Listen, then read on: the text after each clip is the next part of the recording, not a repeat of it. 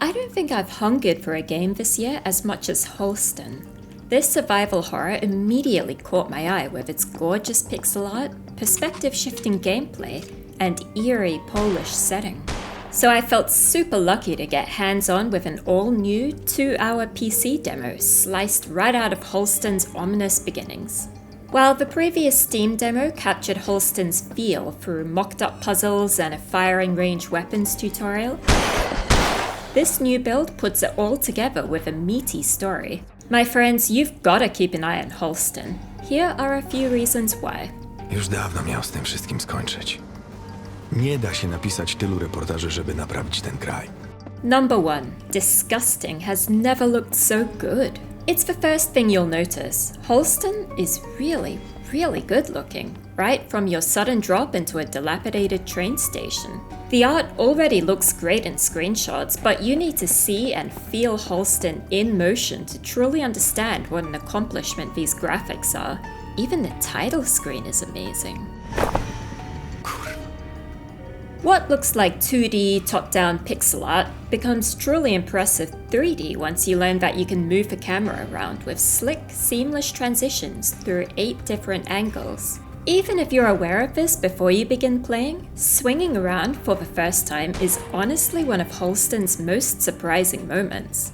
As a side note, the top-down movement in Holstin lends itself really well to twin-stick action on a controller, but it plays perfectly on mouse and keyboard as well. While most players won't necessarily be choosing Holstin because of its technical proficiency, it's what really makes this aesthetic work. There's a reason why graphics like this aren't manifold in the industry. They're built on the studio's custom in-house technology, which makes it likely to cement Holstin as a standout game graphically. Number 2. Mind-blowing perspectives. Okay, so you can spin that third-person top-down camera around and view the world from multiple angles. But it's not just an awesome-looking gimmick. Those angles go hand in hand with Holstin's environmental puzzles. If you're not looking behind boxes or checking around corners to find alleys, you may, and probably will, miss things that help you find your path forward in this strange world. But wait, there's more. There are aggressive, mutated people everywhere. That means you need to shoot them. But unlike other twin-stick shooters, you won't be staying in that fixed camera view to ready your sights. Entering aim mode transitions you into an over-the-shoulder third-person view, freeing your camera to enable pinpoint precision for your headshots. These two very different views really add to the suspense. For instance, while in top-down view, you might miss the enemy lurking quietly around a corner. I found myself constantly on my guard, switching between both viewpoints even out of combat. And sometimes, even that didn't save me from being pounced on and grappled down by some grisly horror of a human. The only part of combat that initially confused me was melee, as that isn't in aim mode, but I got used to it quickly. Holstin plays with other camera perspectives too, though more for atmosphere than for gameplay reasons. Think, a god's eye view in an eerily silent, unpopulated area.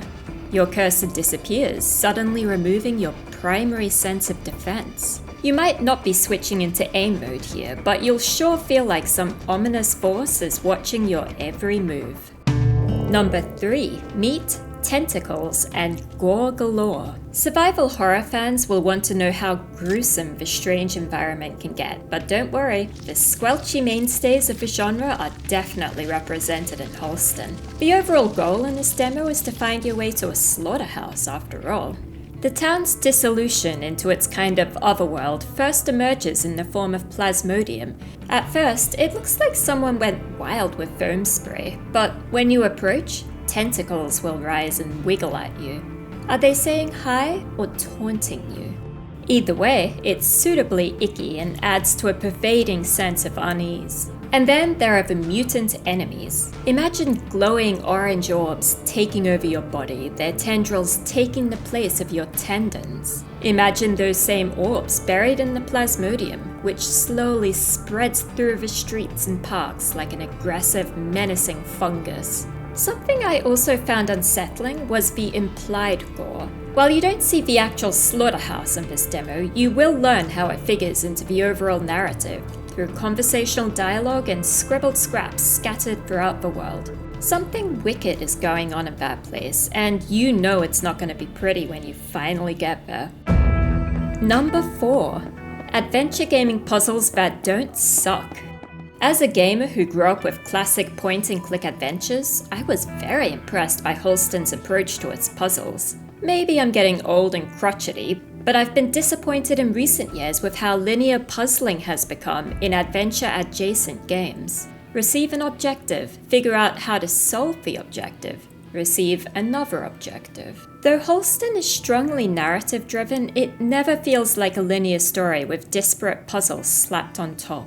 In fact, I'd almost forgotten how challenging a well-designed puzzle tree can be. In Holstin, you won't be completing objectives in the order they're listed. You can work on multiple objectives at once, and figuring out which are solvable in any given moment is almost a puzzle in itself.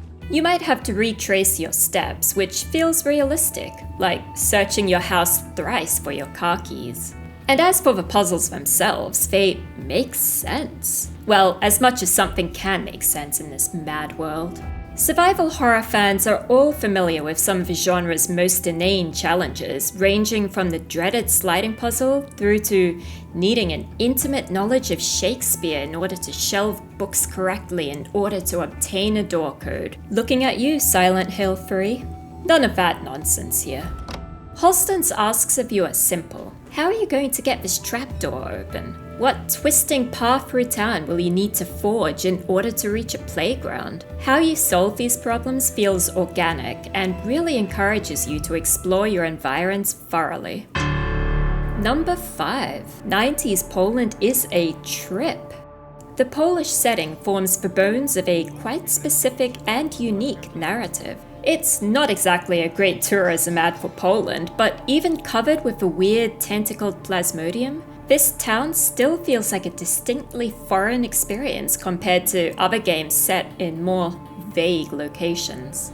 This demo only has Polish voiceover, and as an English speaker myself, I found that this added to the believability and atmosphere, like watching a foreign flick. Ty tam! Masz sygareta? Though I don't have the context of how the Polish language is structured, the voice acting sounded dead on. Powiedz mi, czy my tu mamy kabaret, czy warsztat samochodowy? There's the suicidal woman, her voice filled with defeat as she hands her gun over to you. Zabierz to ode mnie. There's the large childlike man, squealing, talking in riddles, and just one plot twist away from losing it entirely. The cast of weirdos here is a lot wider than your usual survival horror game, but their convincing creepiness doesn't detract from the suspense at all. Ratunku! Uwięzili mnie! I sure wish they would help me out more in combat though. And while Holstin is set in the 90s, it's not exactly boy bands and geocities. For instance, your save checkpoints are decrepit-looking phone booths, and you'll need to find physical telephone cards to actually make your save. Our hero definitely does not have a cell phone for tracking objectives. Expect all the inconveniences in the pre-internet era. Yet another stumbling block in your strange journey through this horrifying town. All in all, this demo honestly blew me away, and I say that very rarely of any game. If the rest of Holstin is as polished and carefully crafted, it will be considered a survival horror classic in a decade's time. I'm that impressed by what I've seen and played of it so far. For more on Holstin, check out the official announcement trailer.